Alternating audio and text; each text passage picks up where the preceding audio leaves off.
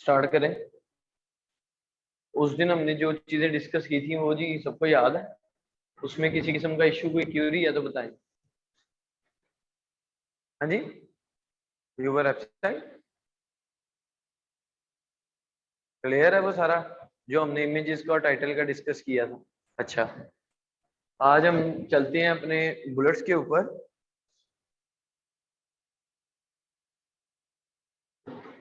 ये जी बुलेट्स हैं, ठीक है। ये आपके प्रोडक्ट के फीचर्स पॉइंट होते हैं, ठीक है, जिसमें हम अपनी प्रोडक्ट के फीचर्स बताते हैं, उसके बुलेट्स लिखते हैं, यानी कि प्रोडक्ट के रिलेटेड हमने फीचर्स बताने होते हैं, ऐसे फीचर्स या ऐसी इंफॉर्मेशन जो कस्टमर ढूंढ रहा है उस प्रोडक्ट के लिए। मसलन अगर आप एक मोबाइल फोन बाय करना चाह रहे हो तो उसके पीछे कोई रीजन होगा ना, एक स्पेसिफिक मोबाइल फोन। ऐसे ही है ना, कोई भी नहीं ना उठा लेते। मसलन आप कह दो जी कि मैंने तो ये लिनोवो का ये वाला फोन लेना है। अब वो वाला फोन क्यों लेना है? उसकी कोई तो ऐसी फीचर, कोई ऐसी खासियत होगी ना जो आपके माइंड में बैठ गई है और आपको वो पसंद आ गई है, जिसकी वजह से आप चाह रहे हो कि मुझे बाय करना है तो वही कर। मार्केट में जाते ही हम कहेंगे जी कि हमें ये वाला लिनोवो का मॉडल चाहिए, ठीक है। वो क्यों? क्योंकि उन्होंने कुछ ऐसे फीचर बताए हैं जो उन्हें पता है कि कस्टमर ढूंढ रहे हैं। ये वो बातें हैं जो कस्टमर को बाय करने के लिए अट्रैक्ट कर सकती है। समझ रहे मेरी बात को? तो हमने अपने बुलेट्स में वो बातें टारगेट करनी। अब वो बातें हम टाइटल में तो टारगेट नहीं कर सकते, हमने बुलेट्स में टारगेट करनी। अब वो बातें कौन सी होती हैं, वो बातें कैसे ढूंढनी है, या उन बातों का आइडिया कैसे लेना है, उसके लिए हम सोशल लिसनिंग करते हैं। सही है, क्या करते हैं जी उसके लिए हम? हाँ जी, लिखो ये टर्म, सोशल लिसनिंग की टर्म लिखो। बुलेट के अंदर फीचर्स देते हैं हम अपनी प्रोडक्ट के। फीचर्स को क्या होते हैं? जो कस्टमर इंफॉर्मेशन ढूंढ रहा है। मसलन मैंने आगे एग्जांपल दी कि आप कोई स्पेसिफिक मोबाइल फोन बाय करना चाहते हो, लेट्स सपोज आप लोग जाते हो आईफोन नहीं लेने। आईफोन क्यों लेना चाह रहे हो सारे?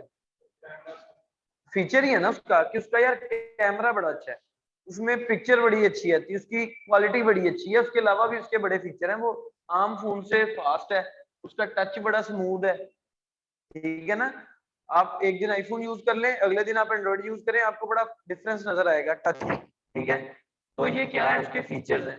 अब उनको पता है कि हमारे कस्टमर कंफर्टेबल किसमें है, वो चीज वो ढूंढ रहे हैं जिसमें उनको सुकून मिलता है। तो उन्हें पता है कि यार एंड्रॉइड का टच हार्ड है, आईफोन का स्मूथ है, तो कस्टमर आईफोन ढूंढेगा। अगर हम एंड्रॉइड की बात कर लें, लिनोवो का कोई स्पेसिफिक मॉडल लेट्स सपोज है, उस मॉडल ने कोई ऐसा फीचर दिया है कि वो फीचर आपको पसंद आ गया, ठीक है। अब वो फीचर आपको पसंद आया तो आप लोगों ने कहा कि हाँ भाई मुझे तो अब लेना ही ये फोन है। तो इसी तरह हम कस्टमर के कंसर्न्स ढूंढते हैं। क्या ढूंढते हैं? कंसर्न्स के। कस्टमर इस प्रोडक्ट के लिए अपने कंसर्न क्या ढूंढ रहा है, कौन सी ऐसी चीजें हैं जो कस्टमर इस प्रोडक्ट को बाय करने के लिए ढूंढना चाह रहा है। अगर कोई गार्लिक प्रेस लेना चाह रहा है तो उसके कंसर्न्स क्या है, उसकी वजह क्या है, पीछे रीजन क्या है कि वो गार्लिक प्रेस क्यों लेना चाह रहा है। समझ रहे हो? वालेकुम अस्सलाम। तो इस तरह के कंसर्न्स हमने ढूंढने। कस्टमर इस क्वेश्चन से इस प्रोडक्ट से रिलेटेड क्वेश्चंस कौन से कर रहा है, उन क्वेश्चंस के आंसर हमने टारगेट करने हैं बुलेट्स में।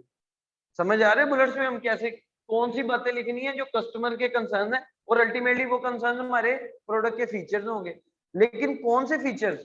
जो कस्टमर ढूंढ रहा है वो हमें कैसे पता चलता है? सोशल लिसनिंग से पता चलता है। उसके लिए हम सोशल लिसनिंग करते हैं प्रोडक्ट की, ठीक है। आने वाले दिनों में हम सोशल लिसनिंग को परफॉर्म करके देखेंगे कि हम सोशल लिसनिंग कैसे करते हैं ऑन अमेज़न और ऑफ अमेज़न, यानी कि अमेज़न के ऊपर भी और अमेज़न से हटके भी, ताकि हम ग्लोबल मार्केट को टारगेट कर सके। सिर्फ अमेज़न की मार्केट नहीं, हम इधर उधर के भी कस्टमर के कंसर्न देख सकें, उनको भी टारगेट कर सकें, ठीक है जी। अच्छा, ये बातें होती हैं जो हमने बुलेट्स में अपने मेंशन करनी होती है। अब जाहिर बात है इसमें डायमेंशन भी है, इसमें प्रोडक्ट की सारी क्रूशियल इंफॉर्मेशन आ जाएगी, सही है। अब बात आती है कि बुलेट्स के अंदर कीवर्ड कैसे यूज करने। टाइटल में तो हमने देख लिया था 200 करैक्टर है, 200 के 200 इंडेक्स हो जाते हैं। अब आपको कहोगे इंडेक्सिंग क्या होती है? इंडेक्सिंग और रैंकिंग क्या होती है, इसके ऊपर अभी इसी लेक्चर में आता हूँ। पहले एक चीज नोट कर लो कि आपके बुलेट्स के 100 करैक्टर, पहले 100 करैक्टर इंडेक्स होते हैं बस। कितने? फर्स्ट 100। इसका मतलब क्या है? इसका मतलब ये है कि आप बुलेट को, अपने बुलेट पॉइंट को जितना मर्जी लेंदी कर लो, जितना मर्जी लंबा कर लो, लेकिन आपके जो कीवर्ड है, जो कीवर्ड आप बुलेट में टारगेट करना चाह रहे हो, वो कीवर्ड आपका पहले 100 कैरेक्टर में हो जाए, लिखा जाए, ताकि वो इंडेक्स हो जाए। इंडेक्स होगा तो रैंक होगा, अदरवाइज वो इंडेक्स नहीं होगा, रैंक नहीं होगा। तो पहला स्टेप क्या है रैंकिंग का? इंडेक्सिंग, देन रैंकिंग, ठीक है। अब इसकी साइंस के ऊपर भी हम आहिस्ता आहिस्ता आते हैं, अब ये आहिस्ता आहिस्ता बातें खुलेंगी। ये चीज क्लियर होगी, वालेकुम अस्सलाम। ये चीज क्लियर होगी जी कि हमारे पहले 100 कैरेक्टर इंडेक्स होने हैं बुलेट के, हमने अपनी किस तरह की इंफॉर्मेशन बुलेट में डालनी है, ये भी क्लियर हो गया जी आप सबको, ठीक है। अच्छा, अब बात करते हैं कीवर्ड कितने टारगेट करें लिस्टिंग करते हुए। सर कीवर्ड 15 भी बहुत है, कीवर्ड 15 भी बहुत है। तो क्या करो, 3-4 हाईली रेलिवेंट कीवर्ड और हाई सर्च वॉल्यूम वाले कीवर्ड टाइटल में टारगेट कर लो, और 5 बुलेट में एक एक कीवर्ड डाल लो बस। 4 और 5 कितने हो गए? 9। बाकी के कीवर्ड हम ईबीसी कंटेंट में यूज कर लेंगे, ठीक है। उसके अलावा भी कीवर्ड बचे तो बैकएंड आइटम में डाल लेंगे, बैकएंड आइटम भी हमने देखनी है क्या होती, ठीक है। उसके अलावा भी कीवर्ड बचे तो क्या करेंगे? सर जो हम इमेजेस लगाते हैं ना, उनके नाम वो कीवर्ड वो भी इंडेक्स हो जाए, ठीक है। मसलन आप मेन इमेज अपलोड कर रहे हो गार्लिक प्रेस की, आप इसका नाम, उस मेन इमेज का नाम ही, जो इमेज सेव करनी है अपने लैपटॉप पे, गार्लिक प्रेस के नाम से सेव कर लो। जब आप वो अपलोड करोगे तो वो वाला कीवर्ड भी इंडेक्स हो जाएगा।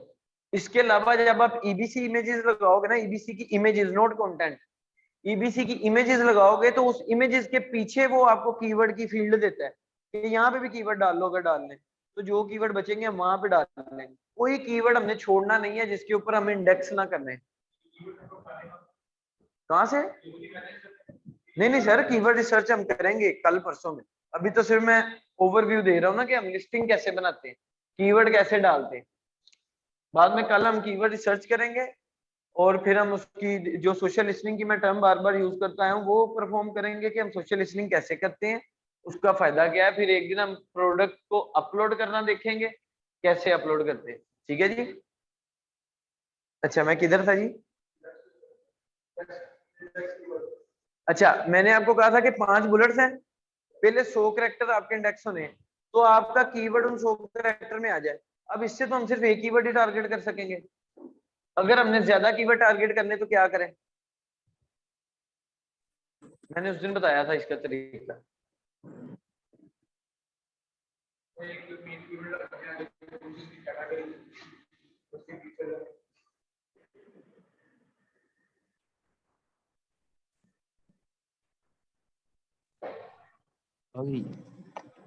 हम चुप हैं। मैंने उस दिन आपको बताया था कि टाइटल में ऑप्टिमाइज वे में कीवर्ड यूज करना क्या होता है, एक ही कीवर्ड में डाल। तो हम एक ऐसा कीवर्ड ढूंढेंगे अपने बुलेट्स के लिए कि एक कीवर्ड में कम से कम 2 तो टारगेट हो रहे हो ना, तो उनको फिर हम अपने पहले 100 कैरेक्टर में यूज कर लेंगे, समझ रहे हो? उससे क्या होगा, एक बुलेट में 2 कीवर्ड हो गए, 10 कीवर्ड हमारे बुलेट्स में टारगेट हो जाए। अगर आप ऐसा कीवर्ड ढूंढ लो जिसमें 3 टारगेट हो रहे हैं, 4 टारगेट हो रहे हैं, तो वो वेल एंड गुड है, ठीक है ना, वो आपकी कीवर्ड रिसर्च में आ जाएगा सारा काम। ये साइंस सारी वो है जो नहीं बताई जाती, लिटरली बात है। मैंने बाहर से कोर्सेज किए थे अपने टाइम पे, हमें किसी ने नहीं ये डिटेल वाली चीजें बताई थी, ये हमने खुद फील्ड में जाके प्रैक्टिस टेस्टिंग कर करके की है। वो पता क्या बताते हैं, कीवर्ड रिसर्च बताते हैं, और बताते हैं कि टाइटल लिख लो, कीवर्ड यूज करते हुए टाइटल लिख लो, कीवर्ड यूज करते हुए बुलेट्स लिख लो, बुलेट्स में फीचर बता दो।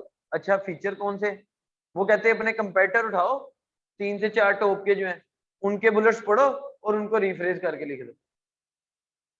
ठीक है, तरीका वो भी बुरा नहीं, लेकिन क्यों ना हम कुछ हटके करें, आउट ऑफ द बॉक्स जाएंगे तो ही कस्टमर हमारी तरफ अट्रैक्ट होगा ना, वरना गार्लिक प्रेस बेचने वाले तो बहुत बैठे हैं, हमारे पास ही कस्टमर क्यों आए, क्योंकि हमने कुछ ऐसा अपनी लिस्टिंग में करना है कि वो कहे कि यार बाय करना है तो इसी से करना है, उसको और किसी लिस्टिंग में वो नजर ना आए। अब कोई बंदा भी आपको सोशल लिस्टिंग का नहीं बताएगा कि यार प्रोडक्ट की सोशल लिस्टिंग करके फीचर्स निकालो कि कस्टमर के कंसर्न्स क्या है, इस प्रोडक्ट को खरीद के उसको कौन सी चीज है जो खुशी देती है, वो खुशी टारगेट करो। कस्टमर के कौन से ऐसे कंसर्न हैं कि वो प्रोडक्ट कर ये वाली प्रोडक्ट यूज करके उसके ऊपर बुरा इंप्रेशन गया इस प्रोडक्ट का, अब ऐसी बात लिखो कि उसका जो बुरा इंप्रेशन गया वो रीअटेम्प्ट करने पे ट्राई करे, वो सोचे कि यार इस बंदे ने बात तो सही किया, मैं इसकी प्रोडक्ट यूज करता हूँ। ठीक है ना, यानी कि जो नेगेटिव पॉइंट्स है कंप्यूटर की प्रोडक्ट के वो हमने दूर किए हुए हैं, वो दूर किए हुए हैं, तो इसलिए हम अपने बुलेट्स में उस चीज को टारगेट कर रहे हैं कि अदर्स के प्रोडक्ट में ये इश्यूज थे, हमारे में ये नहीं है, तो जो आपके साथ बुरा वक्त गुजरा है इस प्रोडक्ट के लिए, हमारा वो वक्त का भी जो है वो ओवरकम कर देगा, उसका भी जो नुकसान है आपका पूरा कर देगा। ठीक है जी, इस तरह हम बुलेट्स लिखते हैं। आइडिया लेने के लिए आप जरूर कंपेटिटर्स को पढ़ो, ठीक है, कंपेटिटर्स टॉप के 5 खोलो जिनकी हाई सेल है, अच्छा रेवेन्यू बना रहे हैं हर महीने, उनके टाइटल को पढ़ो, उनके बुलेट्स को पढ़ो, उनकी ईबीसी कंटेंट को देखो, उनकी ईबीसी की इमेजेस को देखो, उनकी मेन इमेजेस को देखो, वहां से आइडिया लो। आइडिया आ गया, अब उसके अंदर बातें क्या टारगेट करनी है वो आपने सोशल लिसनिंग से देख, वो इमेजेस में जो इन्फोग्राफिक्स इमेजेस है, हम मैंने उस दिन बताया था जिसमें हम इंफॉर्मेशन देते हैं, वो क्या इन्फॉर्मेशन डाल रहा है देख लिया, किस तरह रिप्रेजेंट कर रहा है वो भी देख लिया, एक आइडिया आ गया ग्राफिक डिजाइनर को एज एग्जांपल दिखाने के लिए। ठीक है, अब आपने क्या इन्फॉर्मेशन टारगेट करनी है, ये आपको सोशल लिसनिंग हेल्प करेगी जब आप प्रोडक्ट की सोशल लिसनिंग करेंगे। एक टर्म लिखो, इंटेंट मैच फ्रीक्वेंसी। अगर मैं ये लिस्टिंग वाला टॉपिक खत्म करके आगे चल जाऊं तो मुझे याद करवाना कि सर ये बताना है आप, इंटेंट मैच फ्रीक्वेंसी।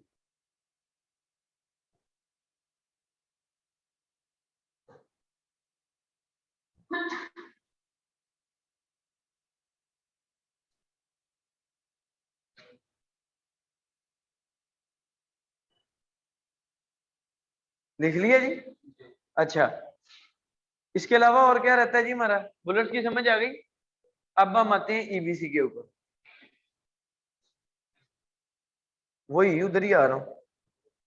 ईबीसी और डिस्क्रिप्शन में मैं बताता हूँ, ये देखो ये क्या लिखा हुआ है, प्रोडक्ट डिस्क्रिप्शन, लेकिन आपको डिस्क्रिप्शन की जगह नीचे क्या शो हो रहा है, इमेजेस, और इमेजेस के साथ कंटेंट भी, इसको कहते हैं ईबीसी, इनहेंस ब्रांड कंटेंट और ए प्लस कंटेंट। इसके दो नाम है, एक इसका नाम है इनहेंस्ड ब्रांड कंटेंट और दूसरा इसका नाम है A plus content. Actually EBC content आपको लगाने की इजाजत तब मिलती है जब आपके पास ब्रांड रजिस्ट्री हो, ठीक है, जैसे वीडियो लगाने की इजाजत तब मिलनी जब आपके पास ब्रांड रजिस्ट्री हो, Amazon पोस्ट की इजाजत तब मिलनी है जब ब्रांड रजिस्ट्री हो। जी, होलसेलर के पास अगर अपने ब्रांड की ब्रांड रजिस्ट्री होगी तो मिल जाएगी, लेकिन सर होलसेलर जो लोग हैं ना वो ऑलरेडी बिल्ड लिस्टिंग्स के साथ अटैच होते हैं, वो अपनी लिस्टिंग नहीं बनाते, तो जब वो ऑलरेडी किसी के साथ अटैच हो रहे हैं उनको क्या जरूरत है इतना पैसा लगाने की, उन्होंने तो पहले ही एक बड़ा ब्रांड उठा रहा है। ठीक है ना, ये तो हम जैसे छोटे ब्रांड वाले करते हैं ज्यादा से ज्यादा लोगों को कन्विंस करने के लिए। अब सोशल लिसनिंग से आपको मिले 100 पॉइंट्स कस्टमर को अट्रैक्ट करने वाले, उन 100 में से 50 आपने बुलेट्स में कवर कर लिए, 50 कहाँ कवर करने, वो आप इधर ईबीसी में कवर करोगे ग्राफिक्स के साथ, यानी कि इमेजेस के साथ।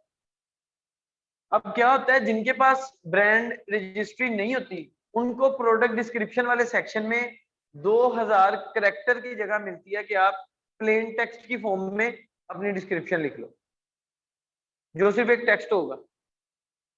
क्या होगा जी, सिर्फ एक टेक्स्ट होगा, लेकिन जाहिर बात है वो टेक्स्ट और ये ज्यादा अट्रैक्टिव है, ठीक है ना। तो इसलिए ब्रांड रजिस्ट्री होनी चाहिए, बहुत फायदे हैं उसके।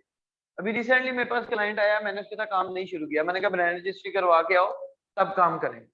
उसने कहा जी 1 महीना लगेगा, मैंने कहा मेरी तरफ से 2 महीने ले लो, लेकिन ब्रांड रजिस्ट्री होगी तो मैंने तुम्हारे साथ काम करना है, वरना तुमने यही रोते रहना है कि सेल्स इंप्रूव करो, सेल्स इंप्रूव करो, हमें नहीं फायदा उस चीज से।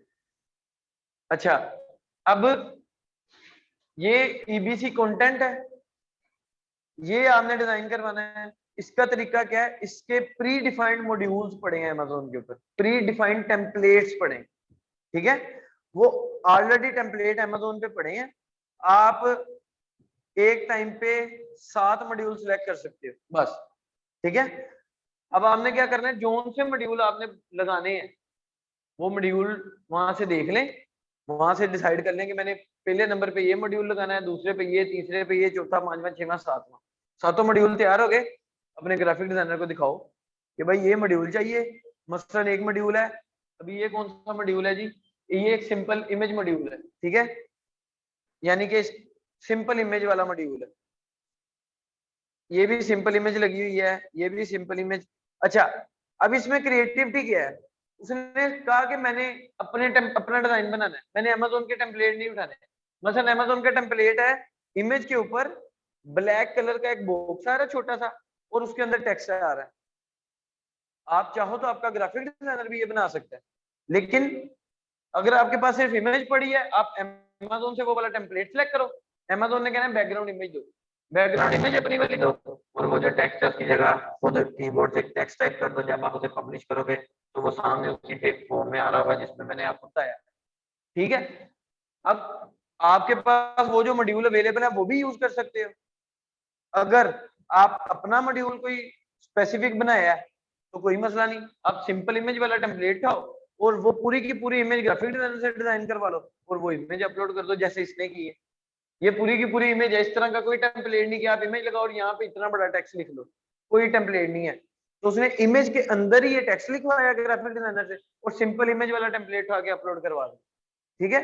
अब इन इमेजेस के भी साइज होते हैं, हर मॉड्यूल का, हर टेम्पलेट का एक साइज है, यानी कि इमेज कितने बाय कितने की हो ना, लेंथ इनटू विड्थ क्या हो, 100 बाय 100 की हो या 750 बाय इतने की हो, तो वो जब आप टेम्पलेट सेलेक्ट करोगे उधर लिखा आ रहा होगा कि इस टेम्पलेट का ये साइज है, तो वहां से आप नोट करके अपने ग्राफिक डिजाइनर को बताओगे कि भाई इस साइज की मुझे ये इमेज चाहिए, इस साइज की ये चाहिए, इस साइज की ये चाहिए।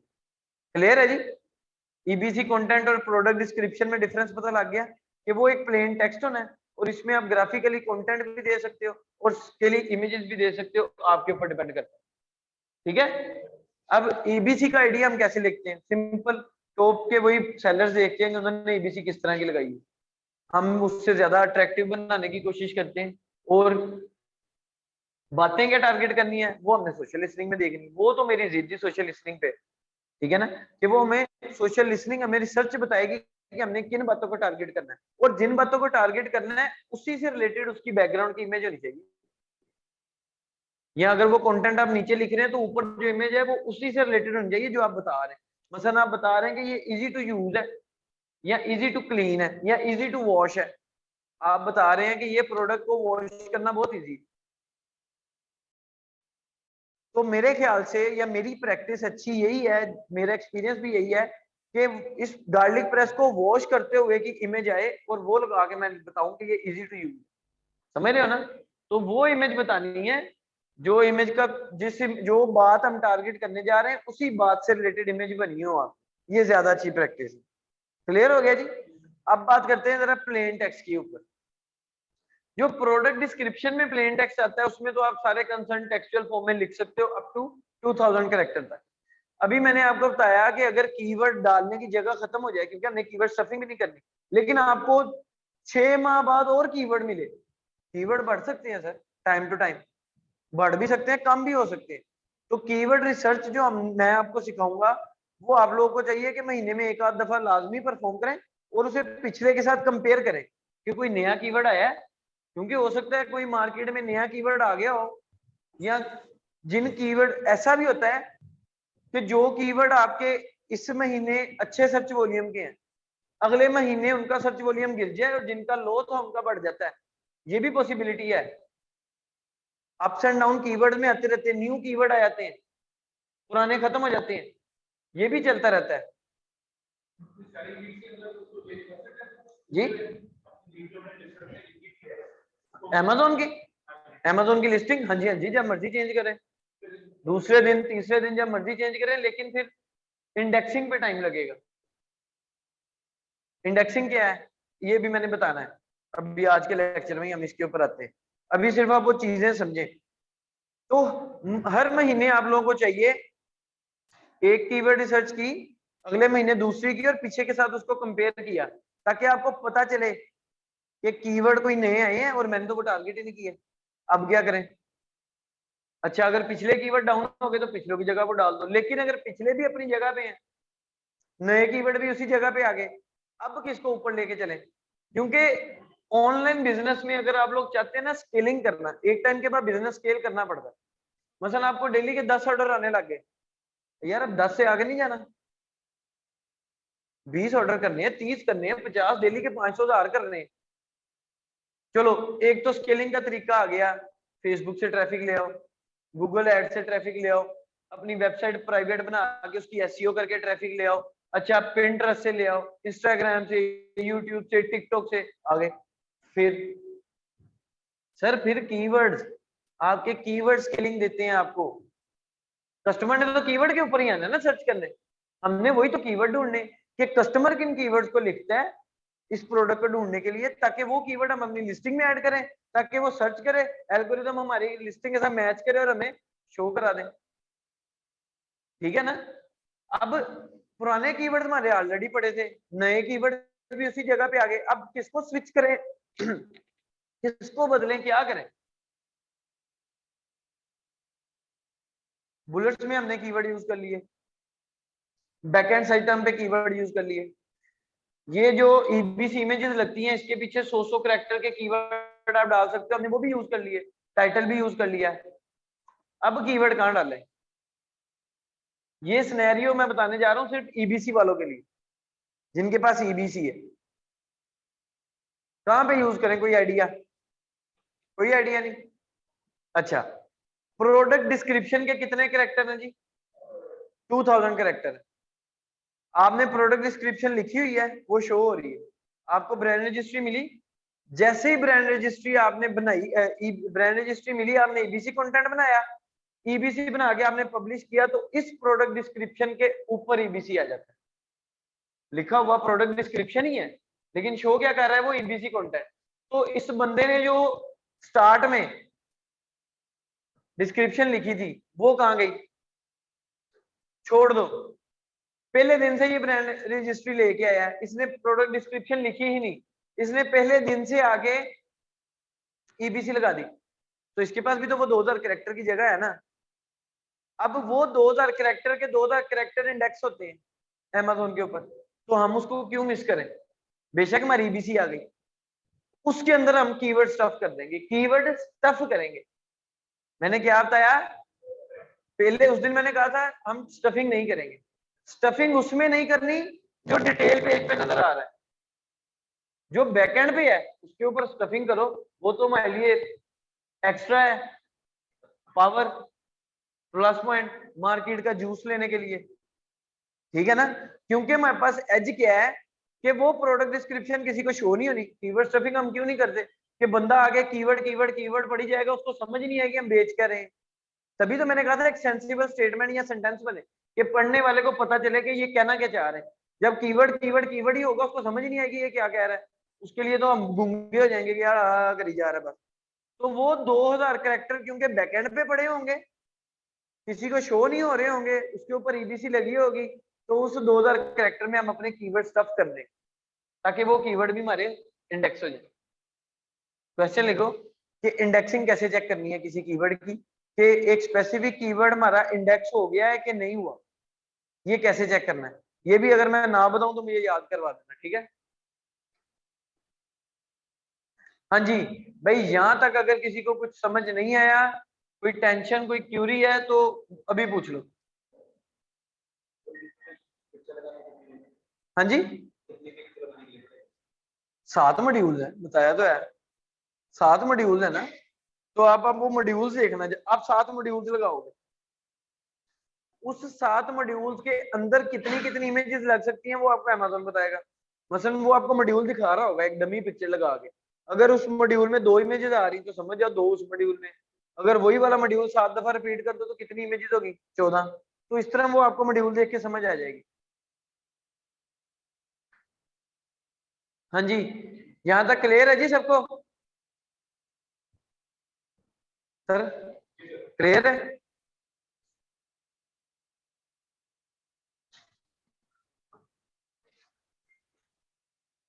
अच्छा जी, अब नेक्स्ट हम आते हैं वापस उनके लिए जिनके पास ब्रांड रजिस्ट्री नहीं है, ठीक है जी। अब उनके पास ब्रांड रजिस्ट्री नहीं है, उनके पास है प्लेन टेक्स्ट। प्लेन टेक्स्ट को फिर छोटी सी एफर्ट की जाती है अट्रैक्टिव बनाने के लिए। क्या?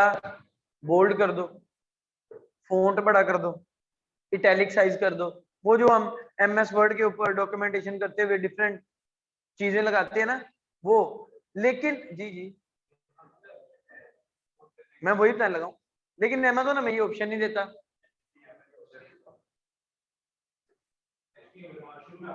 मैंने आपको बताया था ना, तो हम फिर क्या करते हैं कि उस प्रोडक्ट डिस्क्रिप्शन को HTML टैग्स के अंदर लिख देते हैं, और वो फिर टैग अमेज़न को बता रहा होता है कि इस टैग का मतलब है कि इस वाली सेंटेंस को बोल्ड कर दो, या इस वर्ड को बोल्ड कर दो, इस वर्ड को या इस सेंटेंस को या इस पूरे पैराग्राफ को इटैलिक कर दो, या इसका फॉन्ट साइज को, जो भी आपने HTML टैग में लिखा होगा, ठीक है जी। उस तरीके से फिर हम इसको अट्रैक्टिव बना सकते हैं। क्लियर है जी? $5 की ये सर्विस दे रहे हैं लोग फाइवर पे, कि आपकी प्रोडक्ट डिस्क्रिप्शन को HTML टैग में कन्वर्ट कर देते हैं। आओ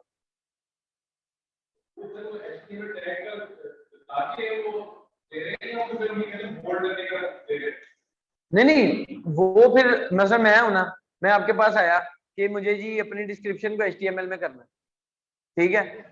आप मुझसे कहेंगे कि अपनी डिस्क्रिप्शन को वर्ड के ऊपर एडजस्ट कर दो, यानी कि एमएस वर्ड के ऊपर जिसको बोल्ड करना है उसको वहां से बोल्ड कर दो, जिसको पैराग्राफ बनाना है पैराग्राफ कर दो, जिसको हेडिंग देनी वहां से करके मुझे दे दो, इसके HTML टैग्स में बना दूंगा, तभी तो $5 ले रहे हैं।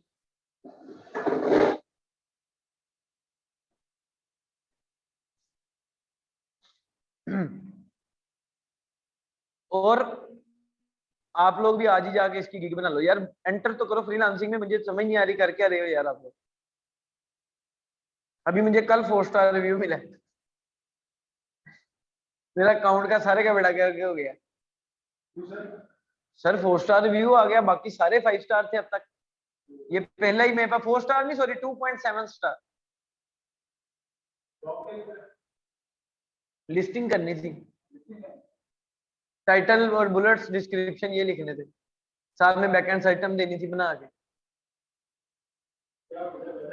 वजह ये हुई कि मेरा जो कंटेंट राइटर था वो गिर गया था, तो उसकी ये वाली हड्डी डिसलोकेट हो गई थी, तो मुझे किसी नए बंदे से काम करवाना पड़ा।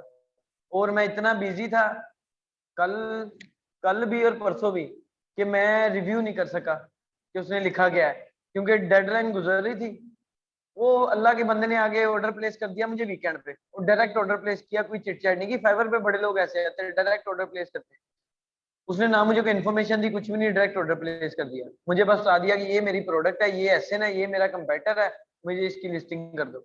अब वो वीकेंड पे तो मेरे पास बिल्कुल टाइम नहीं होता, मैंने अपने दूसरे बिजनेस को टाइम देना होता है 2 दिन। मैं उधर लगा था, शादी भी थी दोस्त की, वो वीकेंड गुजर गया। जल्दी जल्दी में मैंने मंडे को ये नया लड़का ढूंढ के उसको टास्क दिया कि यार ये मुझे लिस्टिंग कर दो, और कल उसने भेजा। मैं कल तभी नहीं आ सका, कल एक और अर्जेंट काम था, अबू आउट ऑफ सिटी थे, भाई भी बाहर था, तो मुझे करना था वो। तो मैं, हाँ जी, उसने चीजें नहीं सही टारगेट की ना। वो क्रिसमस से रिलेटेड प्रोडक्ट थी और वो उनका एक इवेंट आता है हेलोवीन, हेलोवीन सॉरी, हेलोवीन आता है। उसने सारे हेलोवीन से रिलेटेड कंटेंट लिख दिया उस प्रोडक्ट का। तो ग्रामर मिस्टेक्स भी बहुत थी। अब वो मैं भी रिव्यू नहीं कर सका, मैंने फौरी वैसे ही मोबाइल पे आया, मोबाइल से ही सबमिट करवा दिया क्योंकि घर में था नहीं। तो उसने रात को जब मुझे 2.7 रेटिंग दी ना, मैं तब से ही लिया। अब मुझे 2 से 3 माह लग जाने, मुझे ऑर्डर नहीं आना फाइबर पे।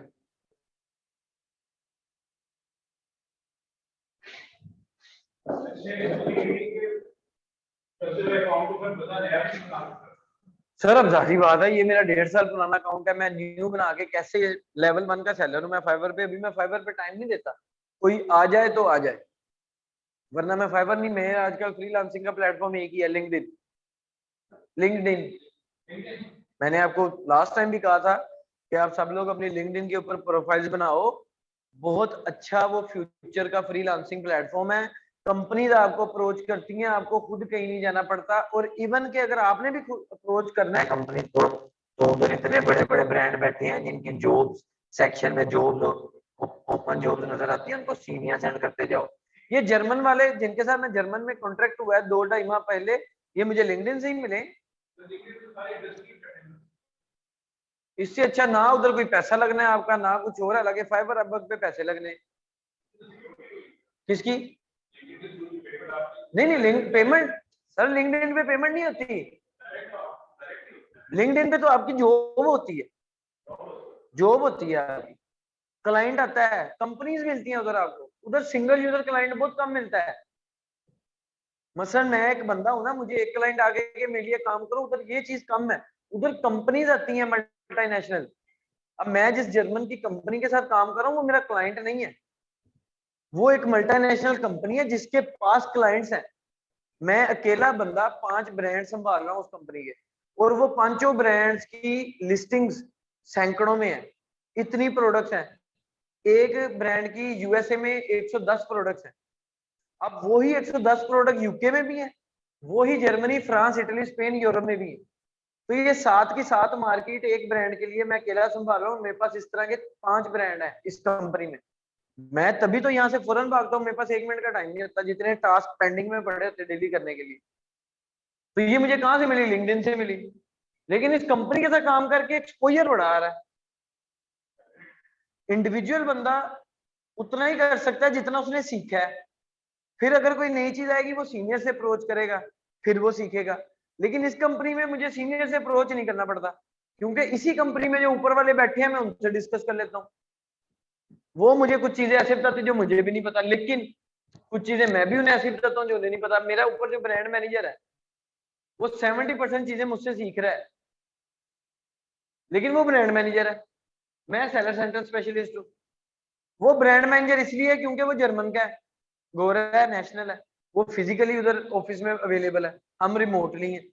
वरना जितना नॉलेज हम लोगों के पास है, पाकिस्तानियों के पास जितना अमेजोन का नॉलेज है, बाहर वालों के पास उतना नहीं है।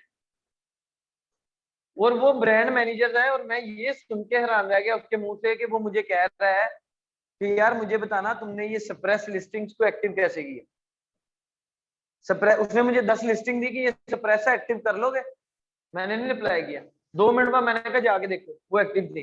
कहता ये कैसे किया, जरा मुझे भी बताना फॉर फ्यूचर, नेक्स्ट टाइम मैं खुद कर लूंगा। और मैं सुन के हैरान रह गया था। नहीं मैंने बताई कोई सर, वो अप्रिशिएट करते हैं इस चीज को। और मैं भी अभी ये चीज मैंने उनसे भी सीखी। पहले भी खैर मैं इस चीज पे आ गया हुआ था कि मैं इसमें शर्म महसूस नहीं करता। मुझे अपने से छोटे से सीखना पड़ा है बड़ा अमेज़न का पिछले साल, और मैं हंस के गया उसके पास। मैंने कहा यार मुझे ये चीज सिखा दो, मैं इसमें शर्म नहीं महसूस करता। इसमें कैसी शर्म, नहीं आती तो नहीं आती, सीख लेंगे हम उससे। और गोरे इस चीज हमसे आगे इसीलिए है कि उनकी मॉरल वैल्यूज बढ़ी है सर, वो इखलाकियात में हमसे बहुत आगे हैं। जो हमारे नबी ने कहा है वो उसके ऊपर चलते हैं, बस वो ईमान नहीं लाते। और वो देख लो कि वो उन रास्तों पे चलते हैं और वो हमसे ज्यादा कामयाब है, हम नहीं चलते। मुझे उनके साथ झूठ को ही नहीं बोलना पड़ता। मैंने नहीं काम किया तो मैंने कहना यार मैं आज नहीं कर सका। उन्हें कहना कोई नहीं यार अदहान, लेकिन सुबह इस टाइम से पहले पहले कर ले। अपने इधर किसी ऊपर वाले को कह के देखो मैं आज काम नहीं कर सका, उसने पढ़ते ही ये कहना है तुम तो आगे भी कुछ नहीं करते, हम ढूंढ रहे हैं तुम्हारी रिप्लेसमेंट में कोई हो। उसने साथ ही आपको यही धमकी देनी है कि नौकरी फायर, और वो बंदे आगे से कहते कोई नहीं यार, लेकिन कल इस टाइम पे पहले पहले कर देना, बस बात खत्म, मसला ही कोई नहीं होता। खैर हम डिस्ट्रैक्ट हो गए, किधर से जी, हम ईबीसी एचटीएमएल पे, कि वो एचटीएमएल टैग्स की $5 की सर्विसेज दे रही है वहां। बना लो गिग, थोड़ी सी एफर्ट कर लो, समझ लो कि एचटीएमएल की गिग से ही फाइवर को सीखना है, ताकि अमेज़न की गिग जब बनाए तब हम फर्स्ट स्टेप पे ही रैंक करके बैठ जाए। सर फाइवर भी अमेज़न ही है, रैंक करना पड़ता है आपकी गिग को। ऑनलाइन कन्वर्टर मिलते हैं, टेक्स्ट टू एचटीएमएल लिखो गूगल के ऊपर, इतने कन्वर्टर आ जाते हैं, जिस मर्जी से कन्वर्ट करके एचटीएमएल में आपने टेक्स्ट देना है। दो किस्म के एरर आते हैं बस। वो एरर क्यों आते हैं?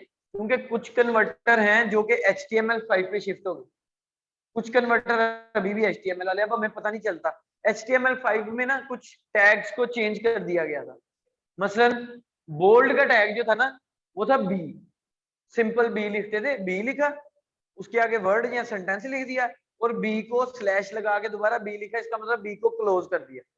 ठीक है, तो वो जो वर्ड होता था वो बोल्ड हो जाता था। HTML5 ने उस बी के टैग को स्ट्रॉन्ग के टैग के साथ बदल दिया। ठीक है, तो जब हम स्ट्रॉन्ग वाला टैग HTML का उठा के Amazon पे लगाते हैं ना डिस्क्रिप्शन में, तो Amazon एरर देता है, क्योंकि वो बी को ही लेता है। तो आपने क्या करना है, जब भी HTML में कन्वर्जन करनी है, दो चीजों को रिप्लेस कर देना है। वो HTML वाली डिस्क्रिप्शन को सिलेक्ट करके वर्ड की फाइल में कंट्रोल F के नीचे लिखा होता है रिप्लेस, वो जो फाइंड एंड रिप्लेस का फीचर है माइक्रोसॉफ्ट वर्ड का, रिप्लेस पे जाना है, वो पूछता है किसको रिप्लेस करना है विद किसके साथ। तो आपने लिखना है कि मैंने स्ट्रॉन्ग को रिप्लेस करना है विद बी के साथ, बी। रिप्लेस ऑल पे क्लिक कर देना है, वो सिलेक्ट के अंदर, नहीं smaller smaller smaller B, HTML में स्मॉलर बी यूज होता है टैग में। आपने उसे कहना है स्मॉलर बी के साथ रिप्लेस कर दो, रिप्लेस ऑल करना है, जितना टेक्स्ट आपने सिलेक्ट किया था, याद रखना कि HTML कन्वर्ट वाला ही टेक्स्ट सिलेक्ट करना, नहीं जो HTML में आपने कन्वर्ट कर लिया ना, जो HTML5 में कन्वर्ट हुआ है, उसी टेक्स्ट को सिलेक्ट करके रिप्लेस करना। ये ना हो कि बाकी ऊपर टेक्स्ट में वैसे ही एक लिखा हो कि स्ट्रॉन्ग क्वालिटी, वो स्ट्रॉन्ग को भी बी कर देगा। तो वही सिलेक्टिव टेक्स्ट को सिलेक्ट करना और रिप्लेस करके रिप्लेस ऑल करोगे तो वो सबको बी कर देगा। एक चीज ये, दूसरा एरर जो है वो आता है $NBSP का। कीबोर्ड के ऊपर इस तरह का एक होता नहीं $M% का साइन, $M% का साइन, ये किस नंबर पे होता है जी? 7 पे, 7 पे होता है यार, ये जो इस तरह 8 लिखा होता है, ओहो ये इस तरह 8 लिखा होता है, इस तरह, इसे हम $M% कहते हैं ना, अक्सर एंड की जगह भी यूज करते हैं हम ये साइन, समझ लगे? ये साइन होता है और इसके साथ ही लिखा होता है NBSP HTML5 में, स्पेस के लिए शायद ये यूज होता है। तो आपने इसको रिप्लेस करना है विद खाली जगह, खाली जगह या स्पेस दबा देना, स्पेस दबा दी, रिप्लेस ऑल करेंगे तो वो इसकी जगह स्पेस दे देगा, बस ये खत्म हो जाएगा। तो ये दो एरर आते हैं, ये दोनों इस तरह रिजोल्व होने। ठीक हो गया जी, डिस्कशन क्लियर होगी यहां तक? कोई क्वेश्चन, कोई क्यूरी? यार वो इनसे आप कहो कि ये आप लोगों को फाइवर की कोई साथ साथ 1-2 क्लासेस दे दें, ताकि आप लोग एक आधी तो गिग बनाओ ना। वो आप इनसे बात करोगे, देखो प्रोडक्ट हंटिंग की भी गिग आप अभी से बना सकते हो, आप प्रोडक्ट की सोर्सिंग की भी गिग बना सकते हो। ठीक है, आप ये चलो लिस्टिंग का तो भी काम रहता है कंप्लीट होने वाला, आप ये HTML कन्वर्जन की गिग बना सकते हो। ठीक है ना, लिस्टिंग ऑडिट की गिग बना सकते हो भाई। मैंने लिस्टिंग ऑडिट की सारी बातें बता तो दी हैं कि इमेजेस कैसी होनी चाहिए, टाइटल कितने कैरेक्टर का होना चाहिए, बुलेट्स में इतने कैरेक्टर होने चाहिए, और इतने कैरेक्टर इंडेक्स होते हैं तो आपका कीवर्ड इतने में होना चाहिए, EBC किस तरह की होनी चाहिए, सारा बता तो दिया। लिस्टिंग ऑडिट की भी गिग बना सकते हो। ठीक है, करो तो सही कुछ, सही है। अच्छा, अभी मैं बात करने जा रहा हूं अब इंडेक्सिंग और रैंकिंग के ऊपर। सर दो टर्म्स हैं, लिख लें, इंडेक्सिंग और रैंकिंग। इन दोनों में मैंने डिफरेंस बताना है क्या है। मैं अक्सर कीवर्ड का यूज कर रहा हूं ना वर्ड के पहले 100 कैरेक्टर इंडेक्स होते हैं। मैंने बार बार कहा है जी, इंडेक्सिंग और रैंकिंग मैंने आपको बताया है ना सबको कि गूगल के सॉरी बुलेट पॉइंट के पहले 100 कैरेक्टर इंडेक्स होते हैं, इसलिए हमारी कोशिश होती है कि अपने कीवर्ड को पहले 100 में यूज कर लें। ठीक है यार, इधर लिखना CLR लिखना, और साथ में लिखना कि बुलेट के कितने कैरेक्टर किस कैटेगरी में इंडेक्स होते हैं, ये कैसे देखते हैं हम। How to check how many characters will be indexed in a single bullet point for a specific category. हाँ जी, बुलेट्स में पहले 100 वर्ड्स नहीं सर, पहले 100 कैरेक्टर्स। ठीक है, how to check how to check how many characters will be indexed for a specific category in a bullet will be indexed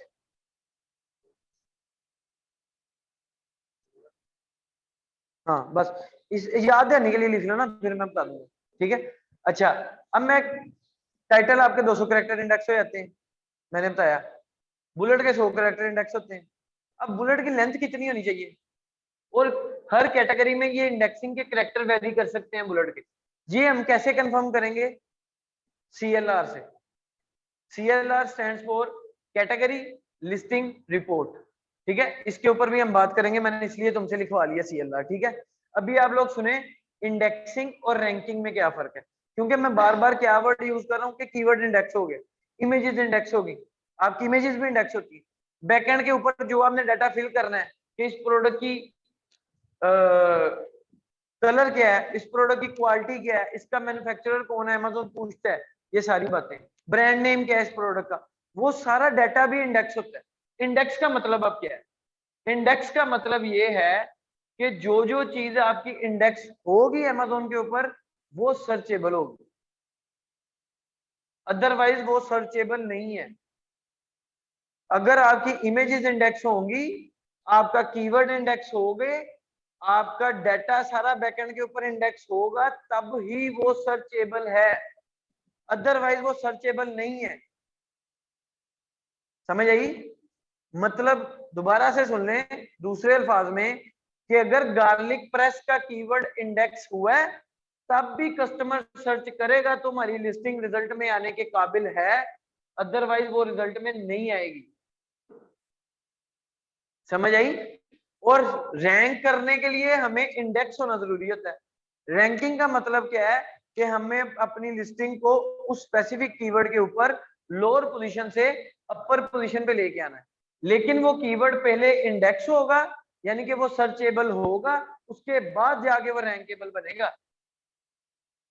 ठीक है जी, indexing के बाद कीवर्ड रैंकेबल होता है। यहां तक समझ लग गई? इंडेक्सिंग और रैंकिंग में डिस्क्रिप्शन नहीं, डिस्क्रिप्शन तो डिफरेंट चीज है, आपने कहीं नहीं करना, आपने सिर्फ ये देखना है कि जोन जोन से कीवर्ड आपने टाइटल में यूज किए, जोन जोन से कीवर्ड आपने बुलेट्स में यूज किए, जोन जोन से कीवर्ड आपने डिस्क्रिप्शन में या ABC में यूज किए, वो इंडेक्स हुए हैं कि नहीं हुए। क्योंकि वो इंडेक्स होंगे तब भी आप लोग रैंक की तरफ चलोगे, वरना आप तो सर्चेबल ही नहीं हो, आपको कोई सर्च ही नहीं कर सकता। इंडेक्सिंग कैसे चेक करनी है वो मैंने नोट करवा दिया ना तुम्हें, इंडेक्स कैसे चेक करना है वो मैं अगले लेक्चर में बताऊंगा। समझ लगी जी इसकी? तो इसलिए मैं वर्ड यूज कर रहा हूं कि बुलेट के पहले कितने कैरेक्टर इंडेक्स होते हैं, 100 कैरेक्टर, यानी कि सिर्फ पहले 100 कैरेक्टर हैं जो सर्चेबल बनाएगा अमेज़न। इसलिए मैंने कहा कि हमने अपने कीवर्ड को पहले 100 में टारगेट करना है ताकि वो इंडेक्स हो जाए, ताकि वो सर्चेबल बन जाए। समझ आई जी बात? हाँ जी, नहीं नहीं, वो टाइटल के लिए मैं बुलेट्स की बात कर रहा हूँ। बुलेट तो ऑब्वियसली बड़े पेज पे जाके यानी उसमें ये नहीं टेंशन है। ठीक है जी, समझ लग गई? अच्छा, अब इंडेक्सिंग का क्लियर हो गया, रैंकिंग का क्लियर हो गया, तो ये इंडेक्सिंग के बाद आपकी ये रैंकेबल होंगे कीवर्ड। तो इंडेक्सिंग कैसे होती है? इंडेक्सिंग ऐसे होती है, आपने ये कीवर्ड डाल दिया, एल्गोरिदम हर 24 घंटे बाद आता है, हर 24 घंटे बाद आता है।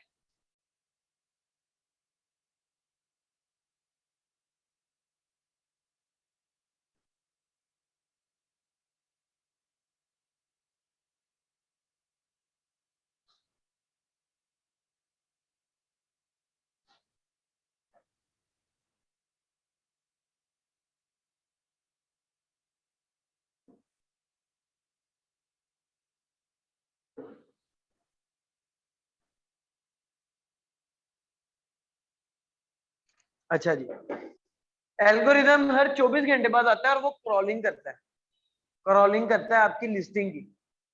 उसने single by single word character crawling करनी, उसको जैसे नया नया मिलता जाएगा वो अपनी डेटाबेस में सेव करता जाएगा। जैसे ही वो सेव होगा, फिर वो लिमिट वाइज के बुलेट के पहले 100 कैरेक्टर इंडेक्स होने, वो वैल्यूज को इंडेक्स कर देता है। हर 24 घंटे बाद ये रिपीट होता है प्रोसेस, ठीक है। क्रॉलिंग करता रहता है अमेज़न आपकी। वो अगले दिन फिर 24 घंटे बाद आया। अब मैंने आपको मिसाल दी थी कि नए कीवर्ड आएंगे, हम नए टारगेट कर लेंगे। वो अगले 24 घंटे बाद फिर आया, उसने कहा जी कि अच्छा इन्होंने गार्लिक लिखा है, पुराने वाले से मैच किया, पढ़ा है उसको, उसने दोबारा से इंडेक्स नहीं करना क्योंकि वो तो ऑलरेडी हो चुका है। अगले पे गया, उसने कहा ये नया वर्ड है, ये पुराने में नहीं पढ़ा, उसने वो नया वर्ड सेव कर लेना है। वो इसलिए हर 24 घंटे बाद आता है कि कोई नई चीज आई है तो मैं कर लूं ताकि मेरे सेलर को किसी किस्म से नुकसान ना हो। एक बात ये, क्रॉलिंग की साइंस समझ आ गई, इस तरह क्रॉलिंग करता जाता है। अब अगर वो आया अगले दिन, जो उसने पिछले दिन क्रॉल करके कीवर्ड देखा था गार्लिक प्रेस, वो कीवर्ड लेट्स सपोज अगले महीने खत्म हो गया, हमने उसको डिलीट कर दिया। उसने आगे देखा कि मेरे पास गार्लिक प्रेस मिल रहा है, मेरे डेटाबेस में नहीं पड़ा, उसने उसको नहीं, सॉरी, उसने अब उल्टा प्रोसेस भी देखना है कि यार मेरे डेटाबेस में गार्लिक प्रेस पड़ा है लेकिन अब इसकी लिस्टिंग में नजर नहीं आ रहा, उसने अपनी डेटाबेस से भी वो डिलीट कर देना, उसको अनइंडेक्स कर देना, ठीक है। फिर आप उस कीवर्ड पे नहीं शो होंगे 24 घंटे बाद, क्योंकि अब आपने वो कीवर्ड उड़ा दिया था। जब एल्गोरिदम आया उसने क्रॉलिंग की, उसको भी नहीं मिला, उसने भी उड़ा। लिस्टिंग के एल्गोरिदम की साइंस समझ आ गई जी, ठीक है।